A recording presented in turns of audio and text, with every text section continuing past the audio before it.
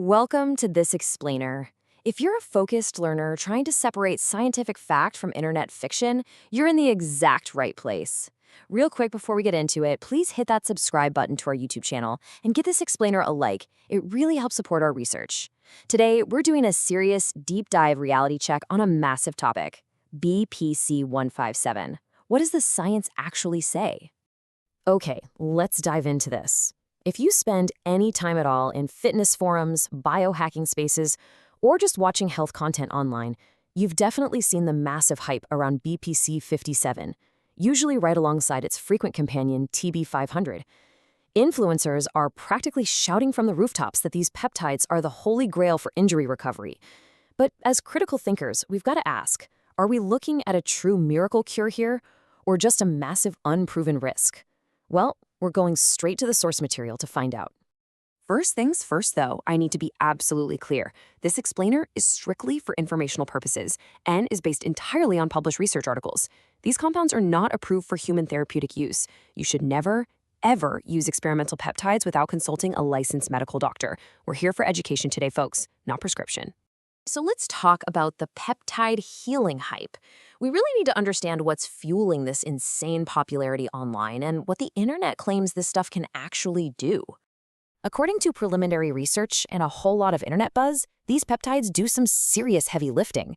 The claims for BPC-157 include lightning-fast Achilles tendon repair, with studies pointing to quicker reattachment and much stronger collagen. It's also touted for supercharging muscle recovery by rapidly recruiting satellite cells, which are basically your muscle's own built-in stem cells. And it doesn't stop at muscles and tendons. There are some huge claims about it healing gastric ulcers, even when the stomach is battered by things like ibuprofen, and restoring the intestinal lining. People often talk about it fixing leaky gut by repairing the tight junctions in your gut lining. Sounds pretty incredible, right?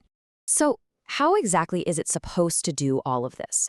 To really understand the hype, we need to strip away the marketing and look at the biological science.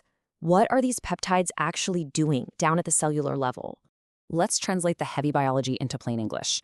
The reason BPC-157 and TB500 are almost always talked about together is because they're a tag team. Their actions totally complement each other. BPC-157's main trick is promoting angiogenesis. That's just a fancy word for creating brand new blood vessels. It does this by tweaking nitric oxide pathways and turning up a receptor called VEGR2. Now, TB500, which is a synthetic version of a naturally occurring peptide, works a bit differently. It helps control and direct where cells move, promoting rapid cell migration right to the damaged areas. Think of it like this. BPC-157 builds the new roads and supply lines, while TB500 drives the cellular repair crews straight to the site of the injury. That sounds amazing in theory, and it brilliantly illustrates the biological claims. But we need to look at what the hard science actually says when we put this to the test in a controlled setting. Let's look at one really specific, robust, 4-week study on Sprague Dawley rats.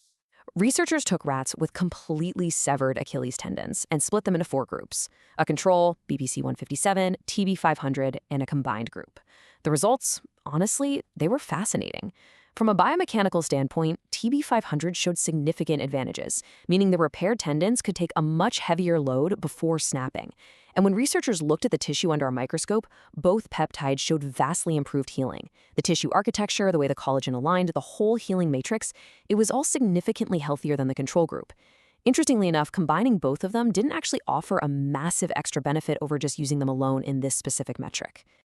Now, what's truly mind-blowing here is the sheer scale of the healing. Across various rodent studies, researchers are seeing an astonishing 60 to 80% acceleration in tendon healing compared to the controls.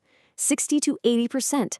That is a massive, highly significant leap in the world of biological repair. You can totally see why pro athletes and biohackers are paying so much attention to this. But, and this is a massive, incredibly important but, we have to hit the brakes for a second. All of this efficacy data, it's strictly preclinical.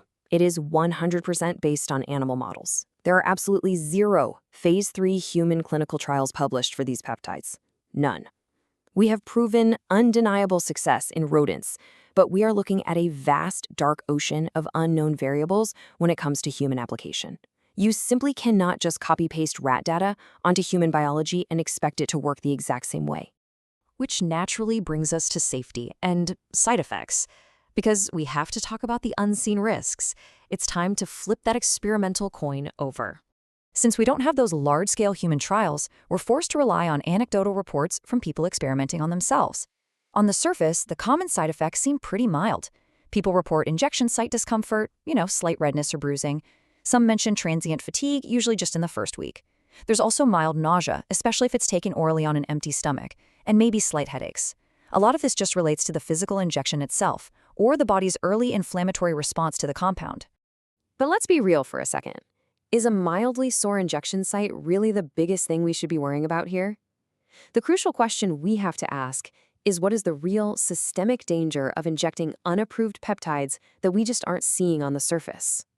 The true dangers lie in the total lack of regulation and, frankly, in the mechanisms of the peptides themselves.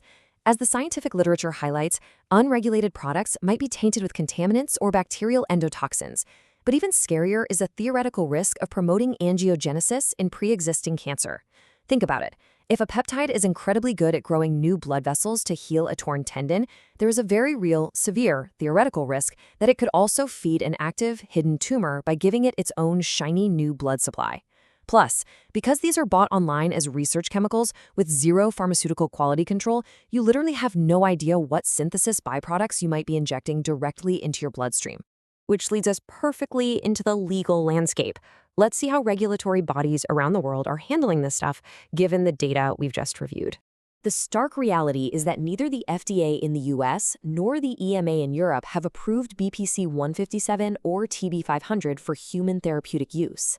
In fact, the FDA explicitly flagged BPC-157 under a bulk drug exclusion, which tightly restricts compounding pharmacies from even touching it because of safety concerns. Down in Brazil, Anvisa classifies it as an unregistered substance, making personal import entirely illegal. And if you're a competitive athlete, you really need to listen up.